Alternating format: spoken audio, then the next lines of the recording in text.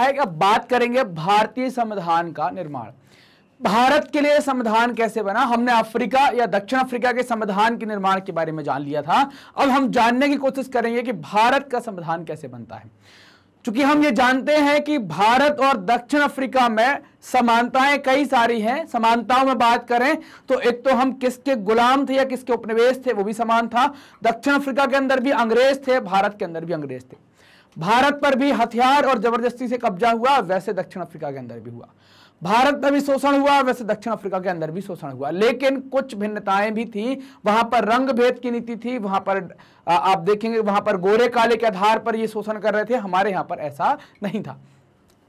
तो भारत का संविधान और दक्षिण अफ्रीका का जब संविधान बना तो इन दोनों में या ये जब बने, भारत का संविधान कह लें या दक्षिण अफ्रीका का संविधान कह लें, संविधान बहुत कठिन परिस्थितियों में तैयार हुए। कभी भी दुनिया का कोई भी महान काम कंफर्ट जोन में रह के नहीं होता। मतलब कोई भी दुनिया का कोई बहुत बड़ा महान काम हो रहा हो तो ऐसा नहीं होता कि भाई बहुत आरामदायक चीज हो जाए। बच्चे का जन्म भी होता है तब भी एक दर्द के बाद ही होता है। तो ऐसे ही यहां पर हम संविधान का जन्म करा रहे हैं तो आप समझिए यहां पर कि बहुत आराम से कोई चीज होने नहीं वाली थी। आपने उसके पहले बहुत पीड़ा झेली है, बहुत बातें की हैं, तो आप बहुत कठिन परिस्थितियों के बाद आप क्या बना पाए हैं, भारत का संविधान बना पाए हैं। हम अगर भारत के नक्शे की बात करते हैं तो भारत का नक्शा आप देख पा रहे हैं। तो इस भारत के संविधान की बात की जा रही है। जब हम संविधान की बात कर रहे हैं तो उसमें ये हरा वाला भी आप मिलाकर चलिएगा। पाकिस्तान भी भारत का हिस्सा था। बाद में पाकिस्तान के विभाजन वाली बात आ जाएगी, वो हम बाद में देखेंगे। तो अभी स्टार्टिंग में क्या हो रहा है कि कितने देश के संविधान की बात कर रहे हैं, ये पूरे देश के संविधान की बात हो रही है, इंक्लूडिंग पाकिस्तान और बांग्लादेश को अगर हम मिला लेते हैं तो इनको मिलाकर भारत का एक संविधान बनाएगा। अब देखते हैं क्या है, कठिन परिस्थितियां क्या थी। तो भारत एक विशाल देश था, जैसा कि आप नक्शे में देख पा रहे हैं। पाकिस्तान और बांग्लादेश मिल जाने के बाद इसका आकार और जनसंख्या काफी बढ़ जाती है और विविधता वाला देश भी था। विविधता का मतलब क्या है, यहाँ पर डाइवर्सिटी बहुत थी, अलग अलग धर्म, समुदाय, लिंग है ना, तो ये सभी लोगों को मानने वाले, मतलब अलग अलग धर्म समुदाय के लोग थे। हर एक समुदाय महिला पुरुष में तो बटा ही होता है, तो लिंग की हम बात नहीं करेंगे, लेकिन धर्म, समुदाय, भाषा है ना, जाति और दूसरे आधार जो भी हो सकते हैं। कोई ऐसे खाना खाता है, कोई वैसे खाता है, कोई ऐसे रहना पसंद करता है। तो अलग अलग प्रकार के लोग रहते थे। इस कारण से भारत को विविधता वाला देश भी कहते हैं। भारत के लोग, जब हम बात कर रहे हैं उस दौरान की, तब भारत के लोग गुलाम की हैसियत में थे। वो गुलाम की हैसियत से निकलकर नागरिक की हैसियत पाने जा रहे थे। उनको नागरिक बनाया जा रहा था। तो नागरिक का मतलब क्या होता है और गुलाम का मतलब क्या होता है, तो आप देखेंगे नागरिक का मतलब होता है किसी देश का वह व्यक्ति जो उस देश में पंजीकृत है और उसको उस देश के द्वारा प्रदान किए गए सभी अधिकार दिए गए हैं जो किसी भी नागरिक को देता है। गुलाम मतलब वो उस देश का हो भी सकता है, नहीं भी हो सकता है। उस देश का है भी तो उसको वो अधिकार नहीं दिए गए हैं। उसका मालिक जो उससे कहता है उसके हिसाब से उसको चलना पड़ता है, उसको हम गुलाम कहते हैं। और नागरिक के बारे में हमने जान लिया किसको नागरिक कहते हैं। देश ने धर्म के आधार पर हुए बंटवारे का भी दंश झेला था। उसकी भी उसने एकदम आप देखेंगे विभीषिका झेली हुई थी, उसको बड़ी तकलीफ हुई थी। ये बंटवारा कैसे हुआ था, तो बंटवारा भारत पाकिस्तान के रूप में होता है और दोनों तरफ हिंसा होती है और हिंसा में लगभग 10 लाख लोग मर जाते हैं। भारत पहले ये था, यहां पर ये बंटवारा कर दिया गया तो ये पाकिस्तान बना दिया गया, यहां पर बंटवारा करके बांग्लादेश बना दिया गया। ये जो सीमा आप देख पा रहे हैं, ये इसको कहते हैं रेड क्लिफ लाइन कहलाती है। ये भारत पाकिस्तान के बंटवारे के लिए तैयार की गई थी। तो कुछ लोग पाकिस्तान से भारत आ रहे थे, कुछ लोग भारत से पाकिस्तान जा रहे थे। इस दौरान इस सीमा पर भी और इस सीमा पर भी सभी जगह क्या हुआ, काफी मात्रा में यहाँ पर लोगों की संख्या या काफी मात्रा में लोगों का कत्लेआम होता है। हिंसा भड़क जाने से लोग मर जाते हैं। लगभग कितने 10 लाख के आसपास का फिगर देखने को मिलता है। एक और समस्या थी, वो बड़ी समस्या क्या थी, अंग्रेजों ने देसी रियासतों के शासकों को, है ना, अंग्रेजों ने देसी रियासतों के शासकों को आजादी दे दी थी। वे भारत और पाकिस्तान जिसमें इच्छा हो उसमें जा सकते हैं। मतलब भारत और पाकिस्तान में या इनको मिलाकर जो रियासतें तैयार की जा रही थी या जिन रियासतों से मिलकर ये देश तैयार हो रहे थे, उन हर एक रियासत को ये स्वतंत्रता थी कि वो चाहें तो जिस देश में जा सकते हैं। उनकी जहां मर्जी हो उस देश में वो शामिल हो सकते हैं, उस देश के वो नागरिक बन सकते हैं। ये इनको इनको स्वतंत्रता यहाँ पर दे दी गई थी, चाहे तो वो स्वतंत्र भी रह सकते हैं। इन रियासतों का विलय मुश्किल और अनिश्चित भरा था, क्योंकि इनके पास ये ऑप्शन था कि चाहे तो स्वतंत्र रह सकते हैं और चाहे तो किसी देश के साथ मिल सकते हैं, विलय कर सकते हैं। ये इनके पास स्वतंत्रता थी। तो कौन विलय करेगा, कौन किसी की गुलामी में जाएगा, ये अपने आप को स्वतंत्र रखना ही सही समझेंगे। जब संविधान लिखा जा रहा था तब देश का भविष्य इतना सुरक्षित और चैन भरा नहीं था जितना हम आज देख पा रहे हैं। संविधान निर्माताओं को देश के वर्तमान और भविष्य की चिंता हुआ करती थी। ये दोनों को देखकर इन्हें संविधान बनाया। अब देखिए कि जब अंग्रेजों के द्वारा जो कह दिया गया कि जो रियासत आजाद रहना चाहती है वो आजाद रहे, जो पाकिस्तान में जाना चाहती है पाकिस्तान में जाए, और जो हिंदुस्तान में जाना चाहती है हिंदुस्तान में जाए। आप ये फिगर देख पा रहे होंगे तो ये केसरिया रंग आप भारत का देख पा रहे हैं और हरा रंग पाकिस्तान का देख पा रहे हैं। ग्रे कलर की जो भी आप रियासतें देख रहे हैं ये वो रियासतें हैं जिन्हें किसी भी देश में मिलने के लिए स्वीकार नहीं थी। वो अपने आप को स्वतंत्र रखना चाहती, चाहे जम्मू कश्मीर हो, चाहे हैदराबाद हो, चाहे जूनागढ़ हो, और चाहे कलत हो, चाहे सिक्किम के बारे में बात की जाए। कश्मीर जो है उसने अपने आप को स्वतंत्र रियासत रखा था कि हम फ्री रहेंगे, हमें भारत या पाकिस्तान के साथ नहीं जाना है। आप देखें जिन भी रियासतों में बात की जा रही है, बाउंड्री पर देख पा रहे होंगे कुछ तीर पाकिस्तान की तरफ जा रहे हैं, कुछ तीर भारत की तरफ आ रहे हैं। तीर ये इंगित करते हैं कि पाकिस्तान से भारत आने वाले लोगों का जो धर्म था वो हिंदू था, और भारत से पाकिस्तान जाने वाले लोग जो थे वो मुस्लिम थे। मतलब कि ये बंटवारा किस आधार पर था? ये बंटवारा धार्मिक आधार पर हुआ करता था। धर्म के आधार पर दो देश तैयार हुए थे, एक देश को पाकिस्तान कहते हैं और एक देश को हिंदुस्तान कहते हैं। कश्मीर ने स्वतंत्र रहने का फैसला किया, जूनागढ़ पाकिस्तान में जाना चाहता था, हैदराबाद का भी ऐसा ही कुछ नजरिया था कि हम स्वतंत्र रहते हैं। बाद में इनको भारत में मिला लिया गया, भारत में ये विलय कर लेते हैं, जैसे कलत को पाकिस्तान ने मिला लिया। तो आप देख पा रहे होंगे यहाँ पर इस नक्शे में कि ये अब इनको बाद में मिलाया गया। तो कितनी मशक्कत करनी पड़ी जम्मू एंड कश्मीर को भारत में मिलाने के लिए, जूनागढ़ और हैदराबाद को भारत में मिलाने के पीछे कितने कष्ट इनको झेलने पड़े, कितनी समस्याएं इनके सामने आई। अब बात आएगी कि भाई भारतीय संविधान के निर्माण का रास्ता कैसे होगा। तो भारतीय संविधान का निर्माण जो है वो मुश्किलों भरा था, लेकिन मुश्किलों के बावजूद भी भारतीय संविधान निर्माताओं को एक बड़ा लाभ था। क्या लाभ था? लाभ ये था कि अगर हम दक्षिण अफ्रीका से तुलना करते हैं तो दक्षिण अफ्रीका में जिस तरह संविधान निर्माण के दौर में ही सारी बातों पर सहमति बनानी पड़ी है ना, संविधान निर्माण के दौर में ही सारी बातों पर जो सहमति बनानी पड़ी, वैसी स्थिति भारत में नहीं थी, क्योंकि भारत में पहले से कई सारी बुनियादी बातों पर ये बात या ये सहमति बन चुकी थी ना। भारत ने आजादी की लड़ाई के दौरान ही लोकतंत्र समेत अधिकांश बुनियादी बातों पर सहमति बना ली गई थी, यह सहमति तैयार हो जाती है। तो हमें स्वतंत्रता, जब हम संविधान सभा में बैठे तो फिर हमें सहमति की ज्यादा बातें नहीं करनी पड़ी, क्योंकि हम बुनियादी बातों पर सहमत होकर ही आए हैं, सहमति बनाकर ही आए हैं। हमारा राष्ट्रीय आंदोलन सिर्फ एक विदेशी सत्ता के खिलाफ संघर्ष पर नहीं था, है ना। तो यहां पर क्या बात की जा रही है? चूंकि हमने इसके पहले जस्ट बात की कि हमने कई सारी बातों पर सहमति बना ली थी, इससे हमें ये समझ में आता है कि हमारा जो आंदोलन है वो केवल इसलिए नहीं था कि हम आजाद हो जाएं। हमारा आंदोलन इन बातों को लेकर भी था कि हमने कई सारी चीजों को लेकर काम किया, जैसे सामाजिक एकता, सामाजिक बदलाव, कुरीतियों को भी दूर करना। हमने कई सारे धार्मिक सुधार आंदोलन भी चलाए हैं। तो ये सारी बातें भी यहाँ की गई। तो हमारा आंदोलन क्या था कि समाज को फिर से जगाना, अपने समाज और राजनीति को बदलने और नए सिरे से गढ़ने का आंदोलन भी था, जिसको आप स्वतंत्रता आंदोलन कहते हैं। आजादी के बाद भारत को किस रास्ते पर चलना चाहिए, इसे लेकर आजादी के संघर्ष के दौरान भी तीखे मतभेद रहे हैं कि भारत किस रास्ते के थ्रू जाएगा और अपना विकास करेगा। ऐसे कुछ मतभेद अभी भी हैं, अभी भी वर्तमान में भी कई तरीके के मतभेद हैं कि विकास को लेकर, भारत की तरक्की को लेकर कुछ लोग कहते हैं कि पूंजीवादी विचारधारा, कुछ लोग कहते हैं समाजवादी, कुछ लोग कहते हैं मिश्रित। ये आपको मोटे तौर पर देखने को मिलती है, मैंने ये उदाहरण बताया है। ऐसे कई सारी और बातें भी हैं जिनको हम अगर बात करें या जिनको हम देखें तो उसमें भी आज मतभेद हैं, उनमें भी लोगों के बीच में थोड़ा सा डिस्प्यूट होता रहता है, लेकिन बुनियादी विचारों पर लगभग सभी लोग सहमति कायम कर चुके थे। सभी लोग बुनियादी बातों को लेकर तैयार थे कि भाई ये बातें तो होनी ही चाहिए।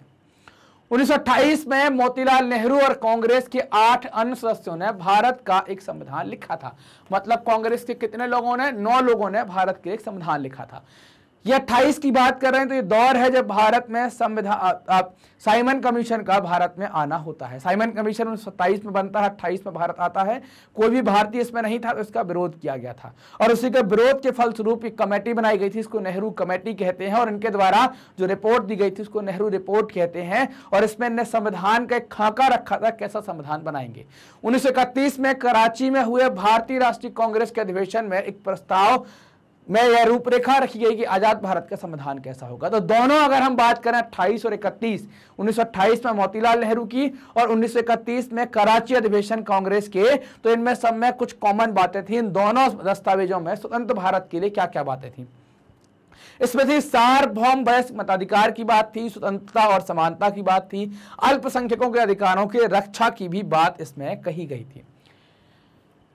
संविधान की रचना करने के लिए बैठने से पहले कुछ बुनियादी मूल्यों पर सभी नेताओं की सहमति बन चुकी थी। मतलब उन बुनियादी मूल्यों को लेकर कोई ज्यादा वाद विवाद या उसके ऊपर ज्यादा बहस या विचार करने की आवश्यकता हमें होने वाली नहीं थी। औपनिवेशिक शासन की राजनीतिक संस्थाओं और व्यवस्थाओं को जानने समझने से राजनीतिक संस्थाओं का स्वरूप तय करने में मदद मिली। क्योंकि औपनिवेशिक शासन की जो राजनीतिक संस्थाएं या व्यवस्थाओं में जिसमें हम रहे हैं या हमने काम किया है नौकरी के तौर पर या नेता बनकर, इससे क्या हुआ कि हमें जब अपने देश का संविधान बना रहे थे, अपने देश के लिए काम कर रहे थे, उस दौरान हमें नई राजनीतिक संस्थाओं का स्वरूप तय करने में परेशानी नहीं आई, क्योंकि हम पहले ही प्रैक्टिस कर चुके थे अंग्रेजों के जमाने में या अंग्रेजों के शासन के दौरान उनकी संस्थाओं में या उनकी राजनीतिक संस्थाओं के अंदर। तो हमने पहले ही देख लिया था कि संस्थाएं कैसे काम करती हैं, तो हमें बनाने में बहुत मदद मिलती है।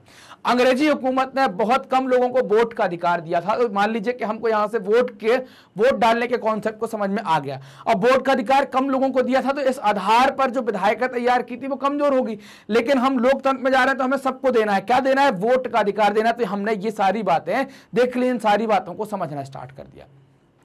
अब बात करेंगे चुनाव को लेकर कि चुनाव क्या होगा यहां पर। तो 1937 के बाद पूरे ब्रिटिश शासन वाले भारत में प्रादेशिक असेंबलियों के लिए चुनाव कराए गए, है ना। प्रादेशिक असेंबली मतलब क्या है कि स्टेट में जैसे आजकल विधानसभाएं होती है ना, वैसे ही अंग्रेजों के जमाने में कुछ प्रदेश थे तो उनकी असेंबली, तो उन असेंबली को कहते हैं प्रादेशिक असेंबली। तो उन असेंबलियों के लिए चुनाव कराए गए। लेकिन इनसे बनी सरकारें पूरी तरीके से लोकतांत्रिक नहीं थी। लोकतंत्र का मतलब होता है कि जनता के द्वारा जनता के लिए किया गया शासन, जिसमें शासक वर्ग चुनने का अधिकार जनता का होता है। तो यहां पर सभी जनता को यह अधिकार नहीं मिला था। इस कारण से हम कह रहे हैं कि लोकतांत्रिक नहीं थी। विधानसभा में जाने और काम करने का अनुभव तब लाभदायक हुआ क्योंकि इन्हीं भारतीय लोगों को अपनी संस्थाएं और व्यवस्थाएं बनानी थी और चलाना था। तो जब ये अलग अलग विधानसभाओं में गए या उन्हीं को हम प्रादेशिक असेंबली कहते हैं, उनमें गए तो इनने जो अनुभव सीखा वो भारत के संविधान के निर्माण में या भारत देश की राजनीति चलाने में या देश की अन्य जो व्यवस्थाएं हैं उनको चलाने में इनको बहुत मदद मिलती है। इसी कारण भारतीय संविधान में कई संस्थाओं और व्यवस्थाओं को पुरानी व्यवस्था से लगभग जस का तस अपना लिया गया, उनमें बदलाव नहीं किए गए। और ये कैसे अपनाए गए हैं, कहां की व्यवस्था थी? तो 1935 के अधिनियम में या 1935 का भारत सरकार का जो अधिनियम था या भारत सरकार जो कानून था उसमें जो व्यवस्था थी उसको जस का तस यहां पर अपना लिया गया। उसमें किसी प्रकार के कोई बदलाव यहां पर नहीं किए गए। आजादी के बाद भारत के स्वरूप को लेकर बरसों पहले से चले चिंतन और बहसों ने काफी लाभ पहुंचाया। चिंतन का मतलब होता है कोई बात को लेकर सोचना। जैसे आपको कोई सब्जेक्ट या टॉपिक ना समझ में आए तो आप क्या करें, आप ये करेंगे कि आप कोई टॉपिक लेंगे और उस पर पढ़ना या समझना स्टार्ट कर देंगे। इससे क्या होगा? इससे ये होगा कि जैसे ही आप चिंतन करना स्टार्ट करते हो तो चीजें हमारे दिमाग में जाना स्टार्ट हो जाती हैं, हम चीजों को लिंक करना स्टार्ट करते हैं और जब हम चीजों को जोड़ते हैं, उसके ऊपर मनन करते हैं, थोड़ा सा ध्यान देते हैं, तो हमें अच्छे बुरे के बारे में समझ में आता है। हम ये भी देख पाते हैं कि उस चीज का दूरगामी परिणाम क्या होगा। तो क्या हुआ कि आजादी के बाद बरसों से चिंतन और बहस चल रही थी, इसका बड़ा फायदा हुआ। एक तो हमारे नेताओं के अंदर आत्मविश्वास आ गया। कैसा आत्मविश्वास आ गया? क्योंकि उनने पहले अंग्रेजों के लिए या अंग्रेजों के शासन के दौरान जो विधानसभाएं बनी थी, प्रादेशिक असेंबली बनी थी, जो राजनीतिक संस्थाएं थी, उनमें सब में काम कर लिया। इससे उनको काम का अनुभव आ गया। अब उन्हें चिंता नहीं थी कोई नई चीज आ जाएगी तो हम झेल जाएंगे, कोई समस्या नहीं है। और बाहर है ना, उन्हें बाहर के विचार और अनुभव को अपनी जरूरत के अनुसार अपनाने में कोई हिचक नहीं हो रही थी और उन्हें कोई तकलीफ नहीं थी। कोई बाहर के विचार आएंगे, व्यवस्था आएगी तो उसको अपना पाएंगे। हमारे अनेक नेता फ्रांसीसी क्रांति के आदर्श, ब्रिटेन के संसदीय लोकतंत्र के कामकाज और अमेरिका के अधिकारों की सूची से काफी प्रभावित थे। फ्रांसीसी क्रांति, जिसमें आपने देखा होगा बंधुत्व और भाईचारे वाली बातें हो रही थी, तो इनसे प्रभावित थे, ये समानता की बात थी। ब्रिटेन के संसदीय लोकतंत्र, ऐसा ही सिस्टम ब्रिटेन में है जैसा आज भारत में चल रहा है। अमेरिका के अधिकारों की सूची के वहां पर लोगों को क्या अधिकार दिए गए हैं, तो भारत में भी लोगों को कुछ मौलिक अधिकार प्रदान किए गए हैं। रूस की क्रांति का भी असर था। रूस की समाजवादी क्रांति से भी कई सारे भारतीय नेता प्रभावित थे। वे सामाजिक और आर्थिक समता पर आधारित व्यवस्था बनाने की कल्पना कर रहे थे। सामाजिक और आर्थिक समता पर आधारित समाजवाद का मतलब क्या है कि समाज में सभी लोग समान होंगे, उनमें कोई भी व्यक्ति में असमानता नहीं होगी, ना तो जाति के आधार पर, ना ही धर्म के आधार पर, ना ही वर्ण के आधार पर, ना ही लिंग के आधार पर। तो सामाजिक समानता और आर्थिक समानता मतलब अमीर गरीब भी नहीं होगा, इस प्रकार के, है ना, इन दोनों के आधार पर आधारित व्यवस्था को बनाने की वो कल्पना कर रहे थे, वो सोच रहे थे। लेकिन वे दूसरों की नकल नहीं कर रहे थे। मतलब जो भी नेता हमारे जिनसे प्रभावित थे, चाहे अमेरिका से हो, चाहे रूस से हो, या किसी से भी प्रभावित हो, वो लोग नकल नहीं कर रहे थे। मतलब नकल के साथ अकल लगा रहे थे, उन्हें कॉन्सेप्ट ले रहे थे। वहां पर ऐसा कॉन्सेप्ट है तो भारत में क्या चल सकता है, उसके ऊपर वो काम कर रहे थे। हर कदम पर वो ये सवाल पूछते थे कि भाई क्या ये चीजें भारत के लिए उपयुक्त होंगी। इन सभी चीजों ने हमारे संविधान के निर्माण में मदद की, है ना। तो ये सारी बात पर सवाल पूछ रहे, जैसे ये गब्बर पूछा करते थे, अरे ओ सांभा कितने आदमी थे, तो ऐसे ही यहां पर भी हर बार सवाल पूछते हैं कि भाई ये काम करेगा कि नहीं करेगा, ऐसा तो नहीं गलत चीज उठा ली है। तो बार बार सवाल पूछने से बार बार जवाब मिलेगा और हर बार ये चेक हो जाएगा काम करेगा या नहीं करेगा। अब बात करेंगे संविधान सभा के बारे में। तो संविधान सभा क्या है? संविधान सभा तैयार की गई थी संविधान बनाने के लिए, है ना। किसके लिए तैयार की गई थी? संविधान बनाने के लिए, कि कैसा संविधान आप लिखेंगे। तो संविधान लिखने के लिए सभा तैयार की गई और इसके लिए क्या हुए, चुनाव होते हैं। और ये चुनाव अप्रत्यक्ष रूप से जनता के द्वारा होते हैं, मतलब प्रत्यक्ष चुनाव नहीं होंगे। डायरेक्ट जो जनता है वो वोट नहीं करेगी, कुछ प्रतिनिधियों के द्वारा, है ना, कुछ प्रतिनिधियों के द्वारा ही इनका चुनाव किया जाएगा। चुने गए जनप्रतिनिधियों को जो सभा संविधान नामक विशाल दस्तावेज को लिखने का काम कर रही थी, उसे ही क्या कह दिया, संविधान सभा। वो हमने बात कर ली अभी। भारतीय संविधान सभा के लिए जुलाई 1946 में चुनाव हुए। कब चुनाव होते हैं? तो जुलाई 1946 में चुनाव होते हैं। संविधान सभा की पहली बैठक दिसंबर 1946 को होती है ना। पहली बैठक कब होती है? दिसंबर 1946 में ये पहली बैठक कर लेते हैं। इसके तत्काल बाद देश दो हिस्सों भारत और पाकिस्तान में बंट जाता है। तो ये बंटवारा कैसा था? ये बंटवारा धर्म के आधार पर होता है ना। धर्म के आधार पर भारत और पाकिस्तान बंट जाते हैं। भारत पाकिस्तान बंटते हैं तो फलस्वरूप संविधान सभा भी भारत और पाकिस्तान में बंट जाती है। भारत की संविधान सभा और पाकिस्तान की संविधान सभा, इस तरीके से इनका बंटवारा भी हो जाता है। संविधान सभाएं भी दो हो जाती हैं।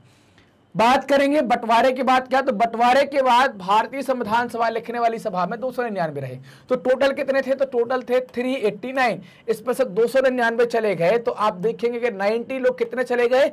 90 कहां चले गए? पाकिस्तान में चले गए। तो इसको अगर हम देखें बंटवारे के बाद की स्थिति क्या रही, तो 299 की स्थिति तो रही किसकी? भारत की। ये किसकी स्थिति रही? भारत की। और 90 की स्थिति किसकी होती है? 90 कहां चले जाते हैं? पाकिस्तान के अंदर चले जाते हैं। ये बंटवारे की स्थिति रहती है। संविधान सभा ने अपना काम किया। संविधान सभा क्यों बनाई गई थी? तो संविधान सभा बनाई जा रही थी संविधान लिखने को लेकर। संविधान सभा ने अपना काम पूरा कर दिया। कब? 26 नवंबर 1949 को अपना काम पूरा कर दिया। मतलब इस दिन को हम क्या कहते हैं? इस दिन को संविधान पूरा हो जाता है तो इसी दिन को हम क्या कहते हैं? इसको हम संविधान दिवस कहते हैं। क्या कहते हैं? संविधान दिवस कहलाता है, क्योंकि इस दिन हमारा संविधान पूरा हुआ था, बनकर तैयार हुआ था। जो संविधान बनकर यहां पर तैयार हुआ था वो दुनिया का सबसे बड़ा संविधान था, है ना, सबसे बड़ा संविधान था। अगर हम आकार की बात करें, अगर आप आकार देखेंगे तो बहुत बड़ा है। कैसा? अगर यहां पर बात की जाए तो आप देखेंगे कि इसमें 8 अनुसूचियां थी और लगभग 395 अनुच्छेद थे, है ना। 395 आर्टिकल हुआ करते थे और इन्हें 22 भागों में विभाजित किया गया था उस टाइम पर। तो ये बहुत बड़ा संविधान बनकर तैयार हुआ था। दुनिया का सबसे बड़ा लिखित संविधान तैयार हुआ। लेकिन संविधान हमने लागू कब किया? 26 जनवरी 1950 को किया। इसके पीछे कारण यह है कि 26 जनवरी 1950 को हम लागू कर रहे हैं क्योंकि हमने एक बार कसम खाई थी, एक बार ऐसा वादा किया था कि हमारा आजादी का जो दिवस होगा वो 26 जनवरी होगा। आजादी 15 अगस्त को मिल गई, लेकिन 26 जनवरी को कुछ नहीं हो पाया तो हमने संविधान लागू करने का फैसला किया कि 26 जनवरी को करेंगे, क्योंकि नवंबर और जनवरी में कोई खास अंतर आपको देखने को नहीं मिलेगा, सिर्फ दिसंबर का अंतर है और जनवरी आ जाएगा। तो जनवरी में फिर इसको लागू कर दिया गया। जिस दिन संविधान को लागू किया गया इसी दिन की याद को हम हर साल 26 जनवरी के दिन गणतंत्र दिवस के रूप में मनाते हैं, मतलब भारत रिपब्लिक स्टेट हो जाता है। इस सभा द्वारा, मतलब कि संविधान सभा द्वारा 50 साल पहले जो कानून बनाए गए थे हम आज उनको मानते हैं। इनके मानने के पीछे कारण क्या है, तो इनके कारणों पर हम पहले ही चर्चा कर चुके हैं। संविधान सभा के सदस्यों ने ये ध्यान रखा था कि भविष्य को लेकर कैसा संविधान बनाया जाए, उनको बिल्कुल ध्यान था और उन्होंने कुछ उसी तरीके से संविधान तैयार किया था। 50 साल पहले बनाए गए संविधान को हम क्यों मान रहे हैं, पहला कारण जिसका हम जिक्र कर चुके हैं कारण की। तो दूसरा आप देखेंगे संविधान सिर्फ संविधान सभा के सदस्यों के विचार व्यक्त नहीं करता था, बल्कि व्यापक सहमतियों को भी दर्शाता था। यहाँ पर विभिन्न वर्ग के लोग थे, विभिन्न जाति के लोग थे, विभिन्न धर्म के लोग थे, विभिन्न आप देखिए विभिन्न पेशे के लोग थे, लेकिन सभी में व्यापक स्तर पर सहमति बन जाती है। सभी लोग इस चीज को तैयार होते हैं, बुनियादी बातों को लेकर तैयार होते हैं। दुनिया के कई देशों में संविधान तो फिर से लिखना पड़ा है, क्योंकि संविधान में दर्ज बुनियादी बातों पर सहमति नहीं बन पाई। भारत में ऐसी स्थिति नहीं आई। आप देखें 1950 में संविधान लागू हुआ, 2022 चल रही है, 72 साल हो गए हैं, हमारे यहां संविधान लिखने की दोबारा बात नहीं आई। कई देशों में संविधान है पर वहां कागज का टुकड़ा है या किसी अन्य किताब की तरह दस्तावेज भर है, उसकी उतनी अहमियत आप देख नहीं पाएंगे, उतनी अहमियत वहां पर नहीं है। इसका कारण क्या है, तो क्योंकि कोई भी उस पर आचरण नहीं करता। इसका कारण यह है कोई व्यक्ति उसका आचरण नहीं करता। भारत के संविधान की खासियत क्या है, तो हमारे संविधान का अनुभव एकदम अलग है, एकदम बिल्कुल डिफरेंट अनुभव आपको देखने को मिलेगा। तो इसी कारण से कहा गया कि भारत के संविधान का जो अनुभव है वो बिल्कुल अलग है, एकदम अलग है। यहां पर कोई भी व्यक्ति संविधान को लेकर उंगली नहीं उठाता। संविधान के लिए सबके मन में क्या है, आदर का भाव है। आधी सदी से ज्यादा का समय बीत गया है, 50 साल से ज्यादा का समय बीत चुका है। अनेक सामाजिक समूहों ने संविधान के कुछ प्रावधानों पर जरूर सवाल उठाए हैं, लेकिन किसी भी सामाजिक समुदाय ने या किसी भी संगठन ने या किसी भी समूह ने, राजनीतिक दल ने संविधान की वैधानिकता पर या उसकी वैधता पर सवाल नहीं उठाए हैं। उन्होंने कोई सवाल नहीं किया। यह हमारे संविधान की एक असाधारण उपलब्धि है कि यहाँ पर किसी के द्वारा आप संविधान के लिए कोई सवाल नहीं उठाया गया। सबके मन में आदर का भाव है, सभी लोग संविधान को वैसे ही देखते हैं जैसे संविधान बनाने वाले देखते थे। यही हमारे संविधान की असाधारण उपलब्धि है। संविधान को मानने का दूसरा कारण है, संविधान सभा भी भारत के लोगों का प्रतिनिधित्व करती थी। उस समय सार्वभौमिक वयस्क मताधिकार तो नहीं था, मतलब कि प्रत्यक्ष ढंग से चुनाव नहीं था। लेकिन प्रत्यक्ष ढंग से नहीं था तो क्या हुआ, अप्रत्यक्ष ढंग से हुआ। मतलब जो असेंबली के सदस्य बने थे इनके माध्यम से ही सदस्यों को चुना गया और उस संविधान सभा को तैयार किया गया। इसके कारण देश के सभी भौगोलिक क्षेत्रों का इसमें उचित प्रतिनिधित्व हो गया। मतलब देश के हर एक भौगोलिक क्षेत्र का व्यक्ति वहां पर आ गया। वो अपनी भौगोलिक, अपनी सामाजिक, अपनी जाति, अपनी धार्मिक सभी प्रकार की बातें वो संविधान सभा में रख सकता है। जब संविधान तैयार होगा तो हर एक वर्ग की छोटी से छोटी बात को भी ध्यान में रखा जाएगा या उस बात को संविधान सभा के अंदर रखा जाएगा। लोग देखेंगे कि इस पर भी बात करना जरूरी है, तो उसका भी प्रबंध किसमें किया जाएगा, संविधान के अंदर कर दिया जाएगा। इस सभा में अंतर्राष्ट्रीय कांग्रेस के सदस्यों का प्रभुत्व था, जिसने अंतर्राष्ट्रीय आंदोलन की अगुवाई की थी, है ना। कांग्रेस के लोग ज्यादा थे, पर स्वयं कांग्रेस के अंदर कई राजनीतिक दल थे, कई राजनीतिक समूह थे और विचारों वाले लोग हुआ करते थे। कई सारे ऐसे लोग भी थे जो कांग्रेस के विचारों से सहमत नहीं थे, वो भी संविधान सभा के सदस्य थे। अगर ऐसा नहीं होता तो वो एक विचारधारा की सभा बन जाती और वो हो सकता कि एक ही तरीके का संविधान बना देती। तो यहाँ पर सभी प्रकार के लोग थे, इस कारण से संविधान कैसा मिला, मिली जुली प्रतिक्रिया के फलस्वरूप बन पाया। सामाजिक रूप से सभा में सभी समूह, जाति, वर्ग, धर्म और पेशे के लोग हुआ करते थे। अगर संविधान सभा का गठन सार्वभौम वयस्क अधिकार के आधार पर भी करते तब भी इसका स्वरूप कुछ वैसा ही होता जैसा उस समय संविधान सभा का गठन कर हुआ था।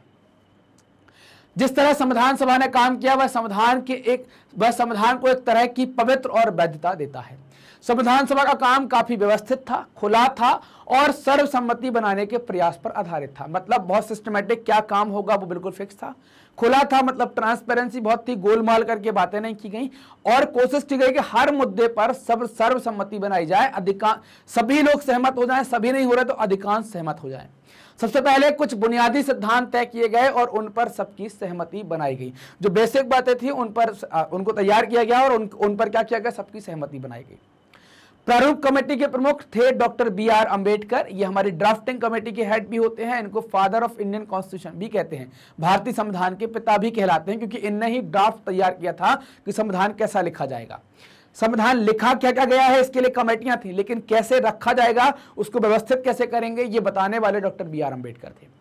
संविधान के प्रारूप की प्रत्येक धारा पर कई कई दौर में चर्चा होती है। इन्होंने तय कर दिया कि भाई हम 3 रीडिंग निकालेंगे, पहली, दूसरी, तीसरी। पहली के अंदर उसको गैजेटेड के अंदर ले जाते हैं, दूसरे के अंदर हम उस पर बहुत बहस कराते हैं, जो कई दौर में चर्चा चलती है, तीसरी में उस पर मतदान करवाते हैं। तो कई कई दौर की चर्चा हुई, 2000 से ज्यादा संशोधनों पर विचार किया गया और लगभग 3 वर्ष का समय लगा। 2 वर्ष 11 माह 18 दिन का समय लगता है, लगभग 3 वर्ष का समय लगा और इसमें कुल 114 दिनों की गंभीर चर्चा हुई। सभा में पेश हर प्रस्ताव, हर शब्द और वहां कही गई हर बात को रिकॉर्ड किया गया और संभाला गया। ये रिकॉर्ड की गई बातें और जिनको संभाल कर रखा गया उन्हें कॉन्स्टिट्यूएंट असेंबली डिबेट्स के नाम से संकलित किया गया है। इनके 12 खंड तैयार किए गए हैं, इस नाम से 12 मोटे मोटे खंड प्रकाशित किए गए हैं। आज भी जब आपको दिक्कत होती है ना, वर्तमान में भी संविधान की व्याख्या के लिए अगर बहस की आवश्यकता होती है कि बहस किस दिशा में हो रही थी, तो इन खंडों को पढ़कर या इन खंडों को देखकर और उस मुद्दे से संबंधित चीजों को पढ़ करके बहस क्या हुई थी अंदाजा लगा सकते हैं कि किस तरफ जा सकते हैं। बहसों के हर प्रावधान के पीछे संविधान सभा के लोगों की सोच और तर्क को आप इन खंडों को पढ़कर समझ सकते हैं। अब बात करेंगे कुछ प्रसिद्ध व्यक्तियों के बारे में, जैसे वल्लभ भाई पटेल। वल्लभ भाई पटेल का जन्म गुजरात 1875 में हुआ और 1950 में इनका देहांत हो जाता। अंतरिम सरकार के अंदर ये गृह सूचना प्रसारण मंत्री भी रहे। जब आजाद भारत बन गया तो भारत के पहले उप प्रधानमंत्री भी रहते। पेशे से वकील, बारदोली किसान सत्याग्रह में अग्रणी नेता, वहीं से इनको सरदार की उपाधि भी मिलती है। भारतीय रियासतों के विलय में निर्णायक भूमिका निभाने वाले और इन्हें इसी कारण से भारत का लौह पुरुष भी कहा जाता है, बिस्मार्क ऑफ इंडिया भी कहलाते हैं। सरोजिनी नायडू, इनका जन्म 1869 में 1879 में आंध्र प्रदेश में हुआ था। 1879 में आंध्र प्रदेश में हुआ और 1849 में ये देवलोक वासी हो जाती हैं, स्वर्गवास हो जाता है। कवयित्री, लेखकार, राजनीतिक कार्यकर्ता, कांग्रेस की अग्रणी महिला नेता, कांग्रेस की पहली भारतीय महिला अध्यक्ष और बाद में उत्तर प्रदेश की पहली महिला राज्यपाल भी ये बनती हैं। अगले महापुरुष हैं जिनका नाम है अबुल कलाम आजाद। इनका जन्म सऊदी अरब 1888 में हुआ था। देहांत 1858 में हो जाता है। एक प्रसिद्ध शिक्षाविद, लेखक और धर्मशास्त्रों के ज्ञाता थे। अरबी के विद्वान थे, कांग्रेसी नेता, राष्ट्रीय आंदोलन में अग्रणी भूमिका, मुस्लिम अलगाववादी राजनीति के विरोधी, मतलब इस तरीके की राजनीति जो होती थी अलगाववादी उसका विरोध करते थे। बाद में केंद्रीय मंत्रिमंडल में शिक्षा मंत्री भी बनते हैं ना। बहुत विद्वान व्यक्तियों में से ये हुआ करते थे। अगले हैं टीटी कृष्णमाचारी। इनका जन्म तमिलनाडु 1899 में होता है। देवलोकवासी हो जाते हैं 1974 के अंदर। प्रारूप कमेटी के सदस्य, उद्यमी और कांग्रेस नेता, बाद में केंद्रीय मंत्रिमंडल में वित्त मंत्री भी बनते हैं।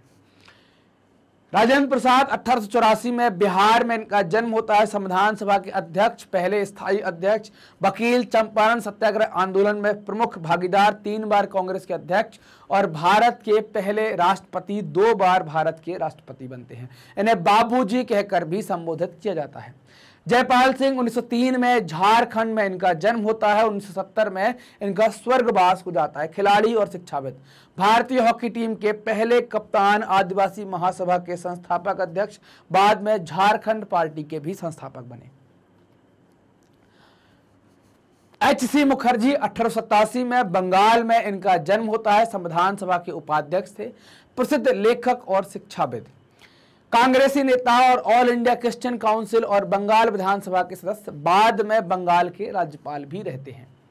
एक और महान शख्सियत है जी दुर्गाबाई देशमुख। जन्म आंध्र प्रदेश में 1909 में और स्वर्गवास हो जाता है 1981 में।